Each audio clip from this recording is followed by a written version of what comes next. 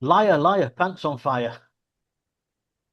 We all know that the truth always comes out in the wash in the end, which is why when we try to lie to the leader of the free world, they will get to find out about it.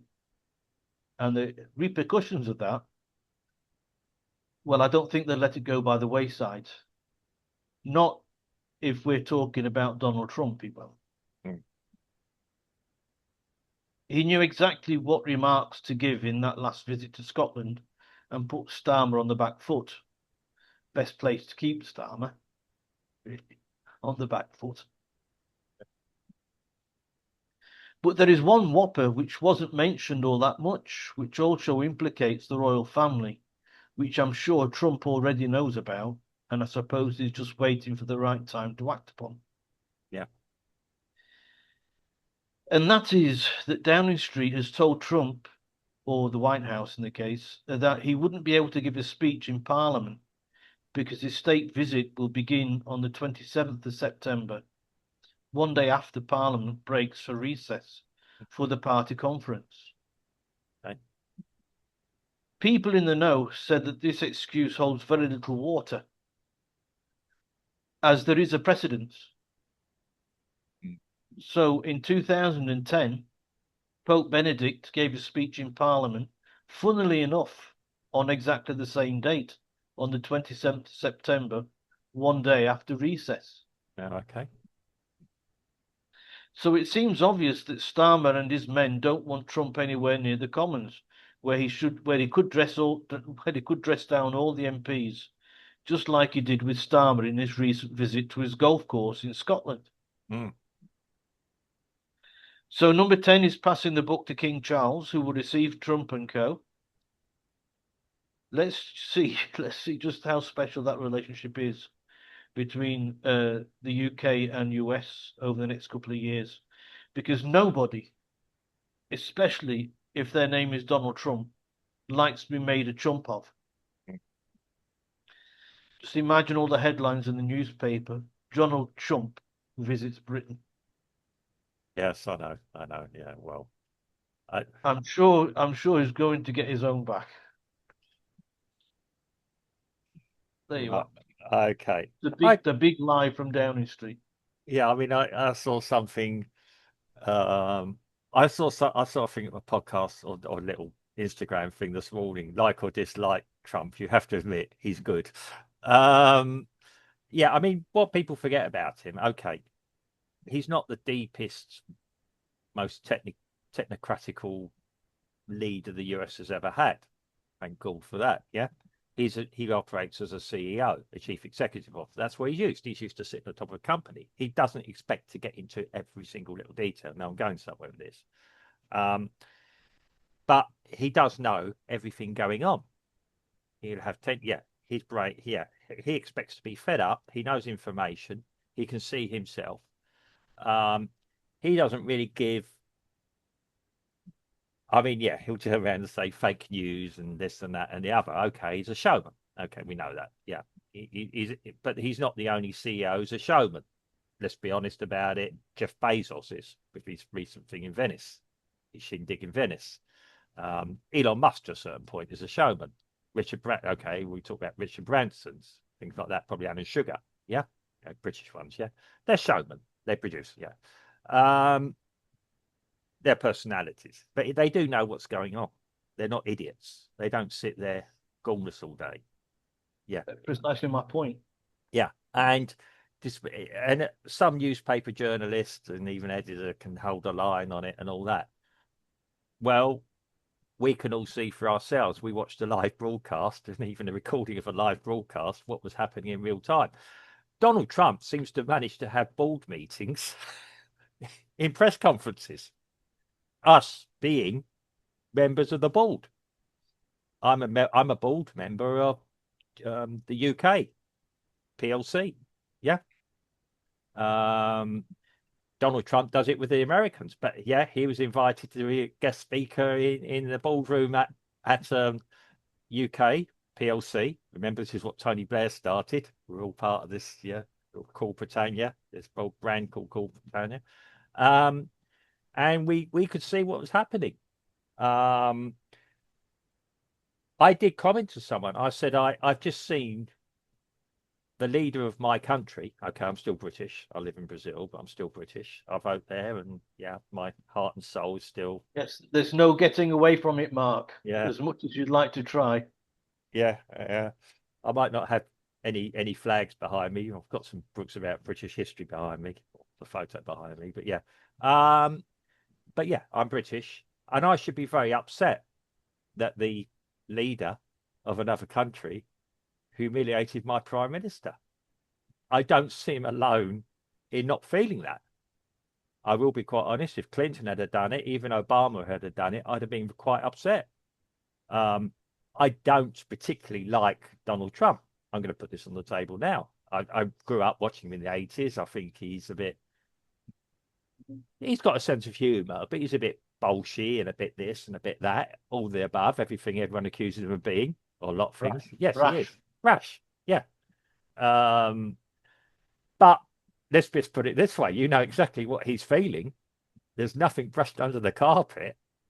And people get annoyed because they can't actually say anything about him that he hasn't really said himself. Yeah. Um, they say, oh, he's not a statesman. He's not that. Well, I like this rebranding of politics. Yeah. If something comes out of someone's mouth and they accuse him of being a liar, but then when you ask him, well, when did he lie?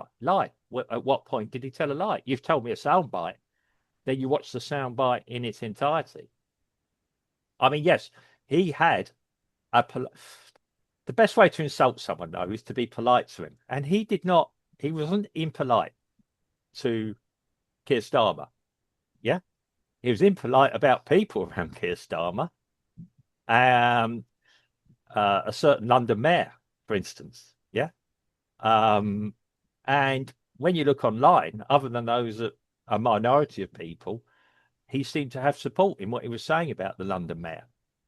Keir Starmer had to say, well, he's a friend of mine to try and shut Trump up, and that just seemed to like stoke it a bit more. I mean, it's the politest put down I think I've ever seen anywhere. Yeah, Yeah. I think in this case of this lie from Downing Street saying that he couldn't give a speech because he's arriving on the 27th of September, yeah, one day after the beginning of the recess. yeah. I'll give it to that. Yeah, I think that Trump knows that that's a lie for sure mm, because he's got all these people around him, these yeah, advisors that do this research, and they keep him fully informed. And it could be one of the reasons why Trump was saying mm, that the best way forward is to reduce taxes mm, and to get rid of the yeah. green thing, which is exactly the opposite of what the UK is doing, raising taxes and going big on green. Well, yeah, And I think to a certain extent that, and Trump can only say that if the US is being successful, which at this moment in time it is, yeah, yeah. right? So um, I don't know if Trump, because I mean, Trump could have said nothing. Well, and this He is could it. have said nothing. This is But what's I think, as I think he already knew about this lie from Downing Street, well, yeah. It's been so going for he's for getting weeks. he's getting his chance to stick the boot in. But I think nearer to the time, he's going to do something even Well, better. well, this is it. I mean, in today's world, does he need to address this bunch of collection of I'm trying to think of a good adjective. People, personalities.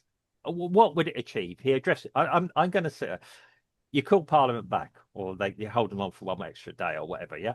What would it actually achieve him saying it? As you said, when Trump speaks, he says what he thinks, be it on an airfield tarmac, the front lawn of the White House, or sitting in his golf club with the Prime Minister in Scotland, with the Prime Minister of the country it's in as his guest. Yeah. Yeah. Um, yeah, I mean, to I mean, me, that's ironic because Trump's in Scotland inviting Keir Starmer as a guest, yeah, who's the Prime Minister of Britain. I mean, yeah, but please come on, yeah. talk Um, about upside down world.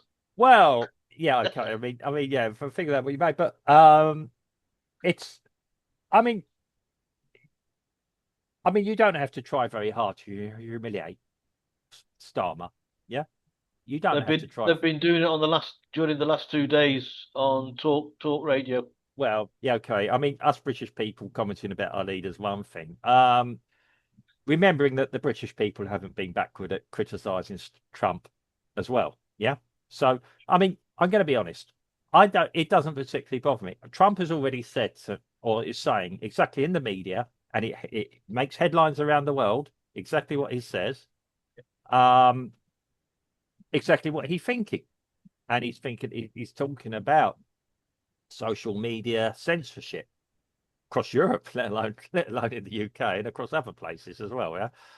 Um, he said he's already been talking about what Putin, yeah, and Russia and the stances he's making there. Um, he's more or less said everything he could say to that collection of people who can't even decide in our own country what's policy or not. Yeah. Anyway, I I don't really care. I'd rather he didn't, to be quite honest, because I wouldn't want Trump being tarnished by speaking to these people. Yeah, if you understand what I mean. Yeah, he's speaking directly to me. What his opinion is already. I don't need him to go through my parliament. Yeah, and that's what I keep saying. The way the world is now, why do we? I almost need politicians. I don't quite mean that, but you understand what I'm saying there.